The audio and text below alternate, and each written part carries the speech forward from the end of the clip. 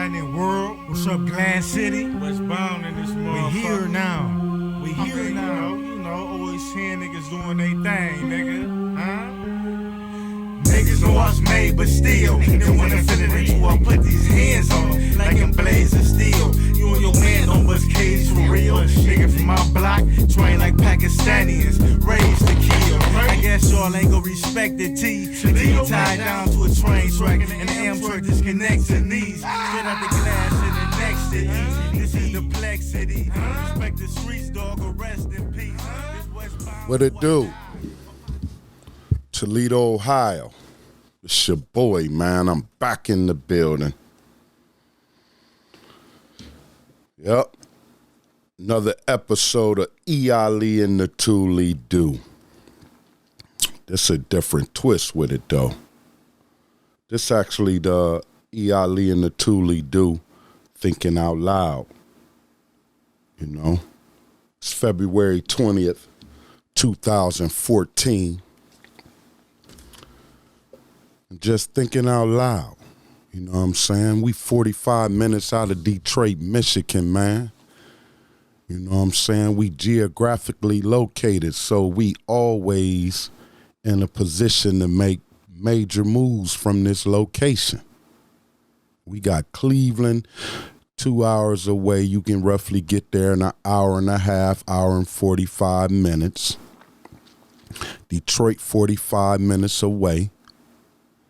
Chicago 5 hours, maybe 6. Indianapolis is 5 hours away. If you could have been this weekend, last weekend, you could have been at the NBA All-Stars, just 5 hours away. You got Cincinnati, Columbus, you know what I'm saying? You can get to Pittsburgh in roughly 6 hours, New York in 12, and Atlanta. Like we in a perfect spot, man. So like keep the stress down. Like if you don't find shit here to do and you stressed out and shit, man, just go travel. Just jump on the road. But you need to get outside the city.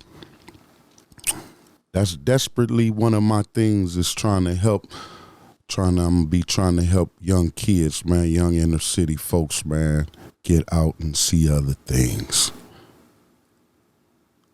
It's a sad day, man. You know, this is your boy E.Ali and the ToLe'Do thinking out loud. Let's get to it. 10, 9, 8, 7, 6, 5, 4, 3, 2, 1. And liftoff. Have you came up with a name for your podcast? Yeah. We from the ToLe'Do. O-H-I-O. We from the ToLe'Do. O-H-I-O. It's E.Ali in the ToLe'Do. E.Ali. E.Ali. It's E.Ali in the ToLe'Do. E.Ali. E.Ali. We from the ToLe'Do. O-H-I-O. We from the ToLe'Do. O-H-I-O. It's E.Ali in the ToLe'Do. E.Ali. E.Ali. It's E.Ali in the ToLe'Do. E.Ali. E.Ali. We from the ToLe'Do. O-H-I-O. E.Ali in the ToLe'Do. E.Ali, man. Thinking out loud. It's your big boy, man. Your big homie. You know, most of the cats that I run into, man, and I have conversations with, call me Unc. You know, cause I didn't reach that status, so to speak. You know, especially around here, man. You know, I done touched 50 plus. You know what I mean? Also, man, like shit, I didn't reach granddaddy status. You know, double OG in the game, though. You know, I didn't have my scrapes, my bumps and bruises. You know, I suffer from that just like for the most part. I got bruises and shit, scars. I got 2 numbers in 2 states. You know, I did some things that was against my mother's upbringing or the way that she taught me. You know, she taught me to be kind, fair, right. She always preached the right, go to school, do right by others and all that. She was a single mama. She did that. But trying to live by the ghetto rules or the street rules, you know, I found, or trying to be a real nigga, you know, I found myself in a jam. You know, anytime and this is what I say, I lived from age 15 to 25, I lived by street rules. The street shit, you know, I that's what I was on, right? I got penitentiary numbers behind that shit. Lost time with family. Gunshot wounds. Been cut. Been shot at. Then shot some people. Robbed some people. I done got robbed. You know what I'm saying? Like it was a whole bunch of mess.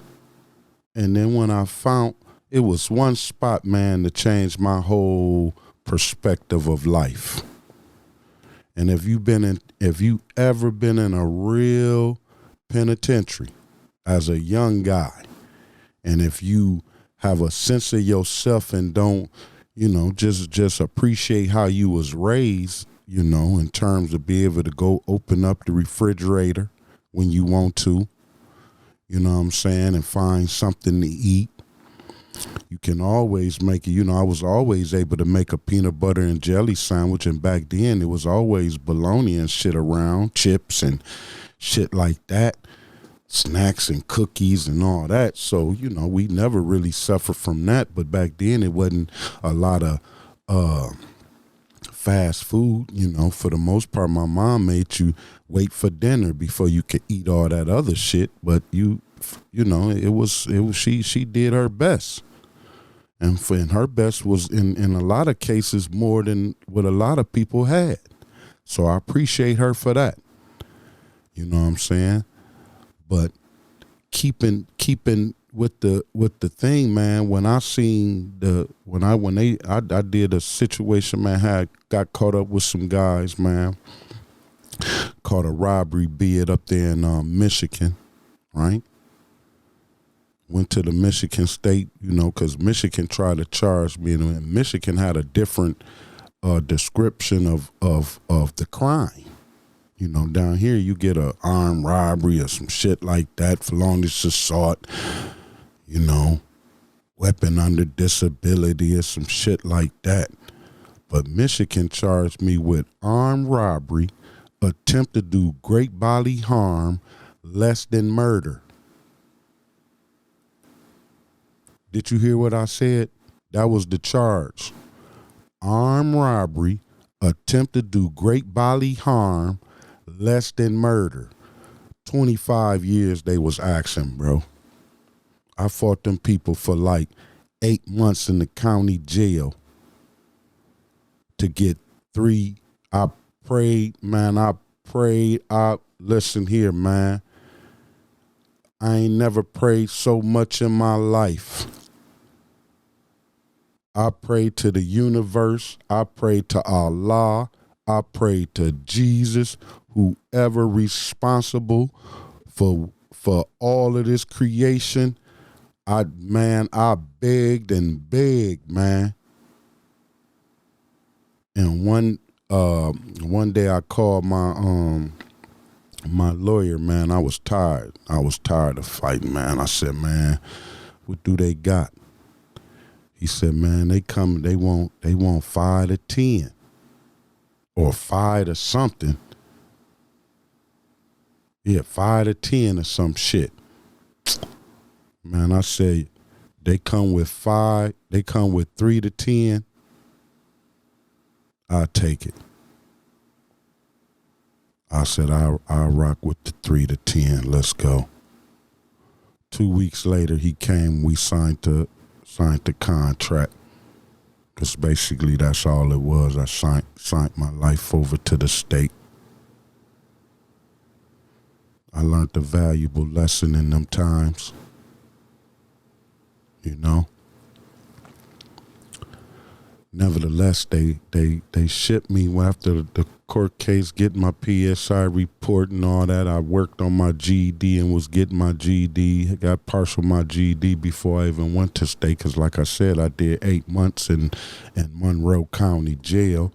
So therefore, before I get shipped, they shipped me up to Jackson Penitentiary. Is the quarantine for Michigan penitentiaries. That's where the state hospital, that's where the psych evaluation and all that.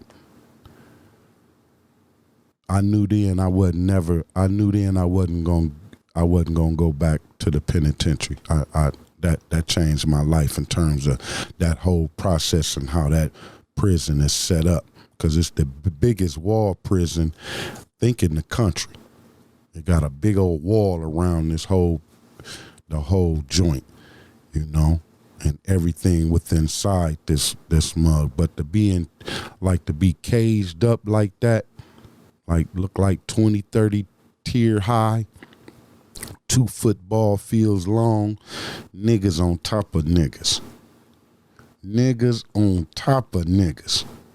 I think I took a shower one time because I went and hooped. They say go take a shower. It was like 20 fucking shower heads and shit. And so I go to take a shower and I'm thinking it's just one tier at a time, man. They let out when I go to shower and I'm in there showering shit, a motherfucker tapped me on my elbow, like roll out.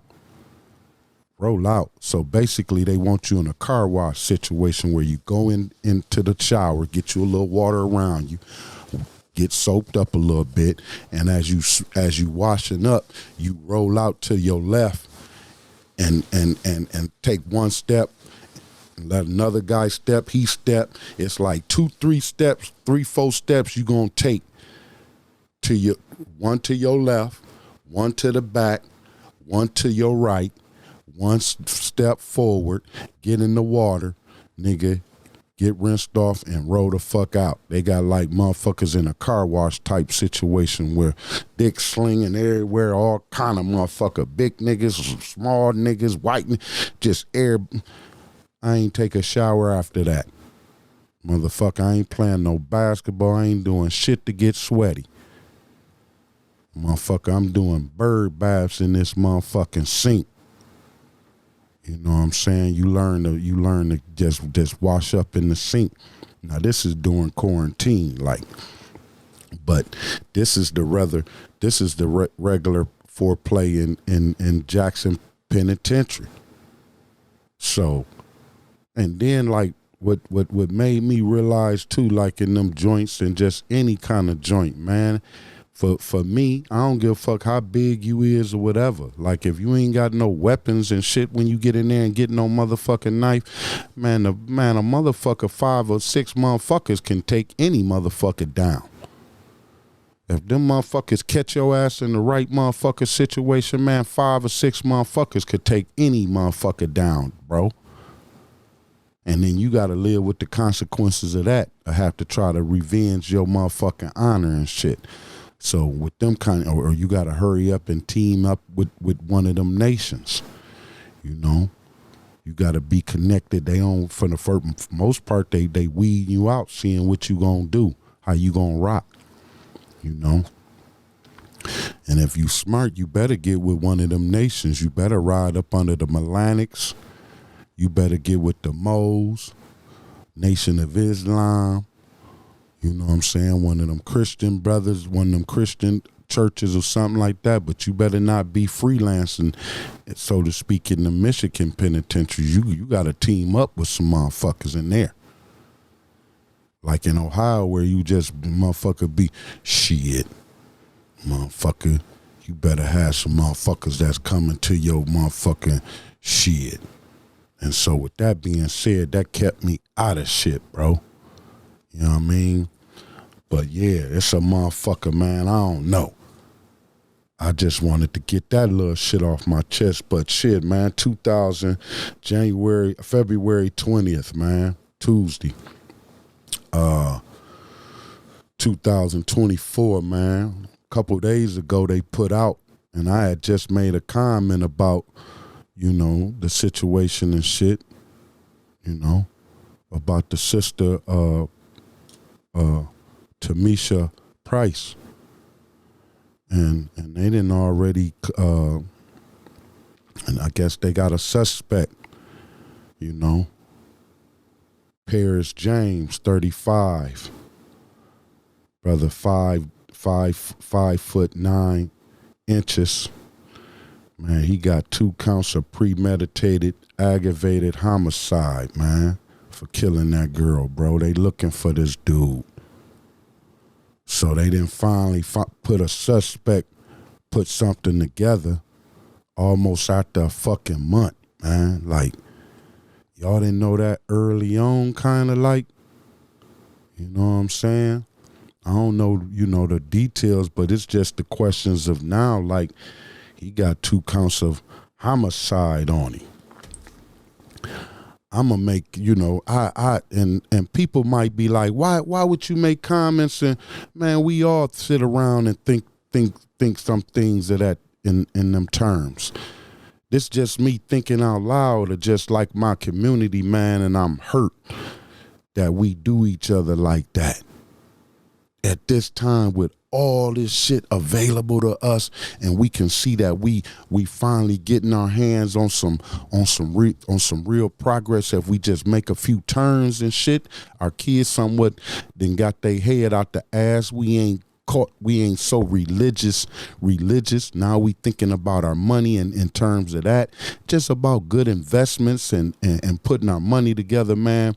If we just stop harming each other, man. Just take a time to love each other.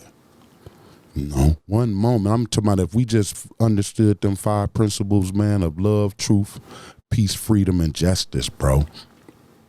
If we just stood on them principles with one another, it's a simple formula that can help our community. Love, truth, peace, freedom, and justice. And help the kids understand those principles.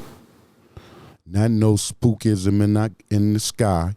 I don't wanna deal with no situation where you got people to think that you can not pray yourself out, but you can do some crime and then in the last few parts of your life commit to Jesus or turn and then your sins is washed away. My religion or my concept of life don't work like that, man. You gotta, if you did, and that's just with me. If you done did some shit, man, you gotta. It's a lifelong tolling, man, of trying to make amends, trying to tilt that balance or tilt the scale of your wrongdoing. You gotta do some right. You gotta do a whole lot of right. You know what I'm saying? You got to get on the business of doing something right. But it's some things that you can do, man, that's unfannable or that you can't come from. It take years to come from. This is one of them. Like, what the fuck is you thinking, bro? Like, man, and I hope them ain't my people's people. You know what I'm saying? I don't want to throw their name out there, but I know some James, like all of us know the James. I hope that ain't them. But that Paris James, damn, man. That family then suffered a lot of tragedy within these years, man. They don't need this on them. You know what I mean? So I hope people don't take that, because they ain't raised like that, bro. And I hope people don't look at them in a certain kind of way. Understand that them people gonna be suffering just as much as all of us, bro. We all suffer a loss in this town from something tragically like this happening.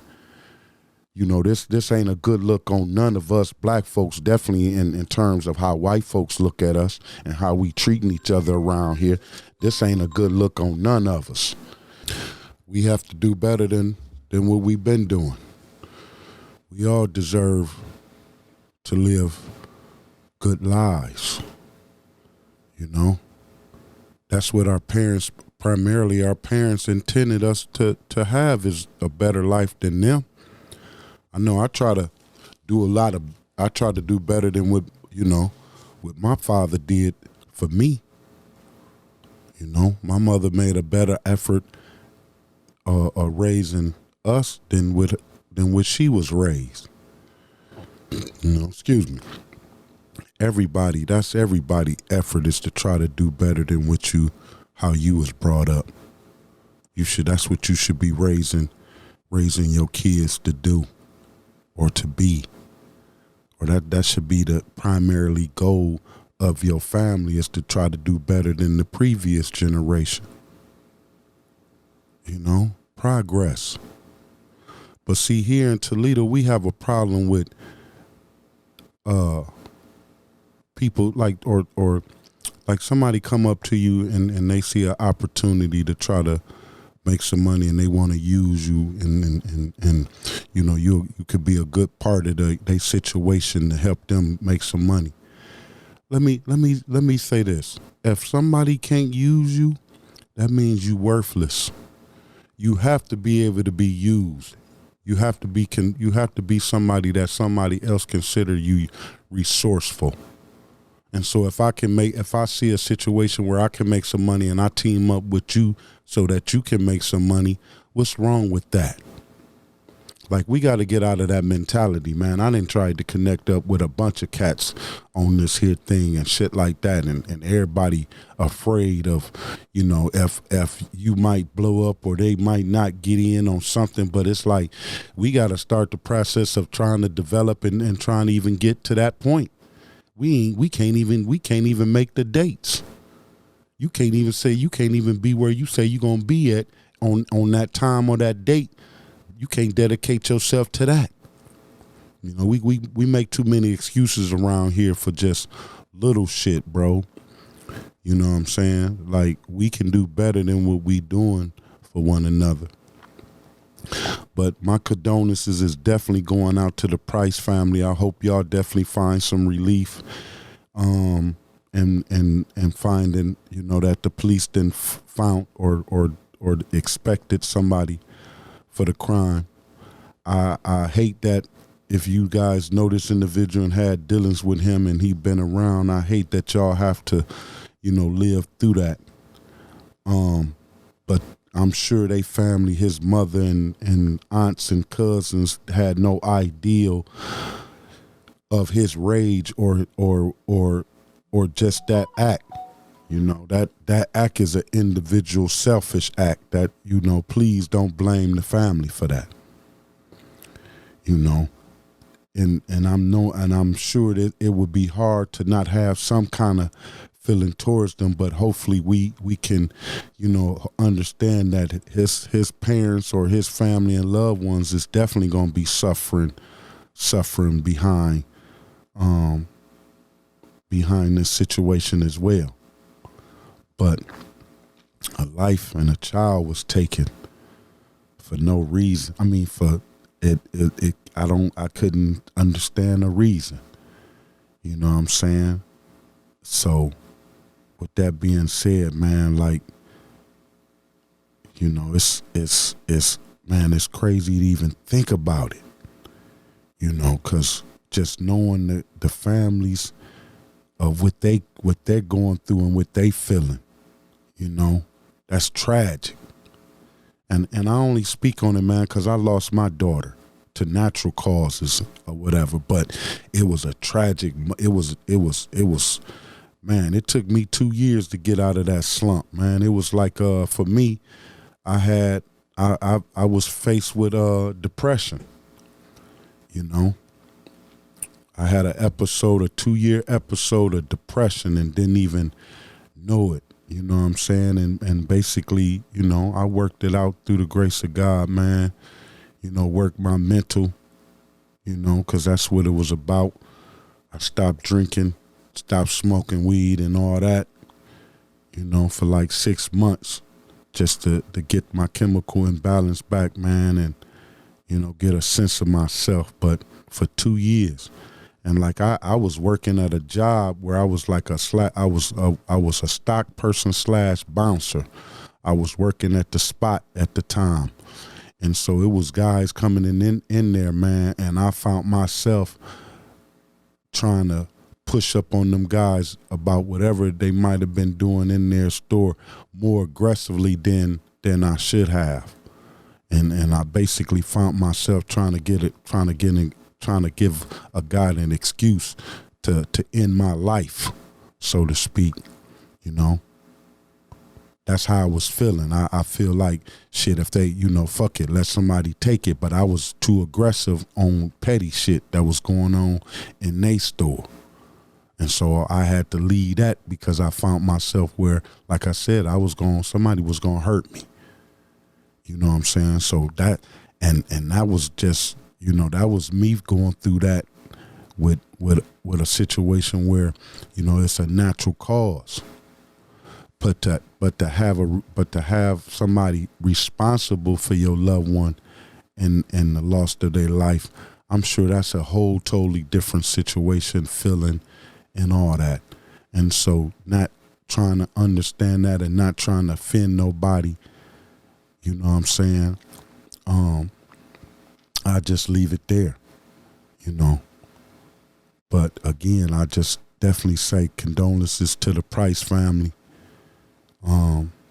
Hopefully y'all can find some peace, you know, but it's going to be a long process now, being that they done identified a suspect and until, you know, the court dates and all that, you know. But I hope somebody asks the individual to articulate why or what, you know, what was the reason. You know, why would you do something like this? We hurting. Our city hurting. Our city's in pain. You know, our city been so numb to so many countless victims and so many individuals and families that it's a disconnect because her son did something to her son. And so that whole side of family don't talk, or them people don't even fuck with each other no more. You know, it's a lot of that from years of shit, you know. And the police being sometimes delay in coming up with who's the suspect, or in most cases don't even, you know, you never know. You know. But just recently, within the last few years, man, you know, I noticed that just more than anything, where you got these individuals, man, taking the lives of these sisters, you know. And I can't understand it for the life of me. You know. I don't get it. You know. But them is matters of the heart. And I don't think in a woman can't, they just affected your heart. It ain't like she physically can do nothing to you. She'd infected your heart and your mental or something like that. Other than that, what else could it be that she done to you? So,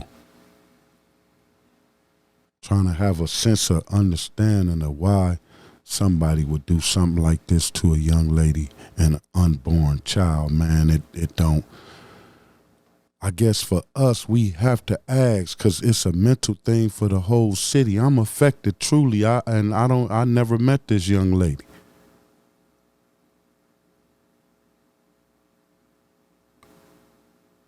But it's a need for us and our community leaders, man, to create a situation where we can come and talk about our feelings and how we feel and how this affect us all as a community. That's all this is. I'm just putting my 2 cents in. This is my opinion. It's roughly almost 300,000 people in Lucas County. I'm just one of the guys that's affected by it and just brave enough to say something about it. Like, where are the leaders? Where are the preachers? Where are the reverends? Where are the deacons, the bishops, the sisters, the mamas? Where, like, we need a place to heal. We need a place to come together and talk about this situation. And how can we move forth as a community and stop this kind of violence? Because this don't make no sense. Like, this is senseless. Like, two families definitely lost their loved ones, but it's just two families confused about the feelings and emotions of, it's too much. But two families being devastated by this individual's feelings and emotion. That's all it is his feelings and emotions. And then after that situation, and you don't feel like that now. You can't possibly feel like that now. Now you got to be feeling nervous, scared, and feeling real foolish of how you let your feelings and emotions override your logic. I've been there and did some dumb shit and felt, but this is tragic right here. I ain't never did nothing on nothing on this scale or nothing nowhere near it. But I done been in situations where I done made a bold decision, a bad choice, and it got me in a situation where I feel real low about myself. So this, oh my God. We need to heal from this. Our community, we need a place to come talk. We need a place. We need to create a situation where we can talk about this kind of situation, where somebody can have a voice. This your boy E.Ali and the ToLe'Do, man. Thinking out loud. Add my 2 cents in, man. My opinion, being opinionated about the situation, not trying to downplay or disrespect nobody, but just feeling bad for the whole situation and all of us as Toledoans, and nobody never saying nothing like none of this never affect none of us. This has, and it's always been on my mind. It's been on my mind since it happened. I got daughters. I got granddaughters. I love my mama, so, I didn't play that in terms of motherfucker approaching my mamas and shit like that, or my aunties, man. No, we ain't on that. So, yeah, man. This your boy E.Ali and the ToLe'Do, thinking out loud. February 20, 2024. Man, I love my city. I pray for my city. I hope the best for my city.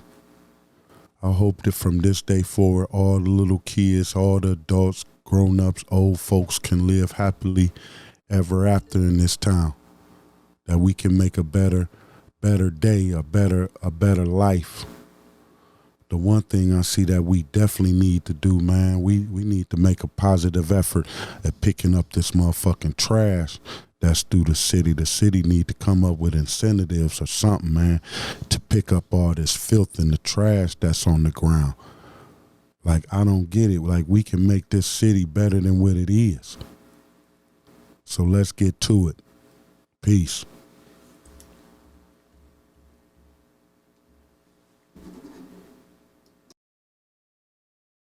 You, me, or nobody is gonna hit as hard as life. But it ain't about how hard you hit. It's about how hard you can get hit and keep moving forward. How much you can take and keep moving forward. That's how winning is done. Every Thursday night, E.Ali, Facebook Live, the weekly news, TikTok, no cap. YouTube. You got your boy E.Ali in the local news, regional, and the shit that might go viral. You know I'ma got you. E.Ali in You know I the got you. ToLe'Do.